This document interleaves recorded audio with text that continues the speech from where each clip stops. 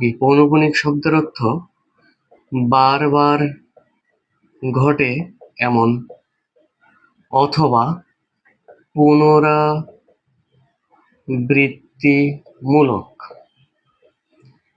আমরা যদি 10 কে 3 দ্বারা ডিভাইডেড করি তাহলে কত পাবো? 3.3333 ইত্যাদি ইত্যাদি সামথিং সামথিং। এই 3 দশমিকের পরে যে বারবার 3 আসতেছে, এই বারবার 3 আসার পরিবর্তে আমরা 3 এর উপরে এইরকম একটা চিহ্ন ব্যবহার করতে পারি, যাকে আমরা মূলত কি বলি? পৌনঃপুনিক। এখন তাহলে তুমি বলো 0.5 পৌনঃপুনিক এটার মানে কি বোঝায়? এটার মানে বোঝায় 0.5555555, অর্থাৎ বারবার 5 আসবে। আবার যদি এমন করা হয় 0.26, 2 এর উপরে পৌনঃপুনিক, 6 এর উপর পৌনঃপুনিক, তার মানে কি বোঝায়? যে 2 বারবার আসে, 6 ও বারবার আসে। তাহলে 0.26262626। আচ্ছা, যদি এমন হয় যে দশমিকের পরে আমার 3টা সংখ্যা আছে কিন্তু 2টা সংখ্যার উপর পৌনঃপুনিক দেওয়া আছে, তাহলে কি বোঝাবে?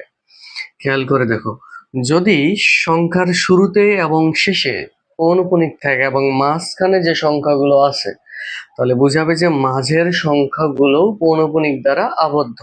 তাহলে আমরা এটার মানে কি দিব? 0.157157157157। আশা করতেছি যে এই পৌনঃপুনিক কি, পৌনঃপুনিকের বিষয়টা ক্লিয়ার হয়েছে। পৌনঃপুনিকের ক্ষেত্রে 2 ধরনের কাজ আছে, দেখো একটু। যদি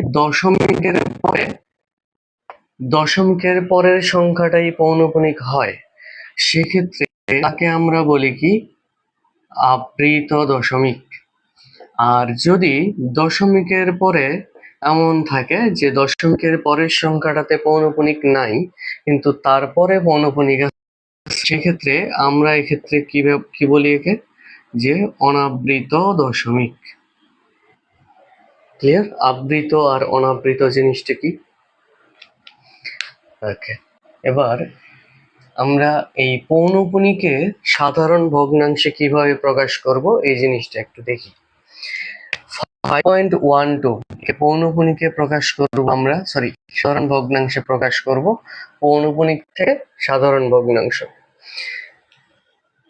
পৌনঃপুনিকের জন্য আমরা মনে রাখবো সাধারণ ভগ্নাংশে প্রকাশ করতে গেলে যতগুলো পৌনঃপুনিকের সংখ্যা থাকবে হরে ঠিক ততগুলোই 9 হবে।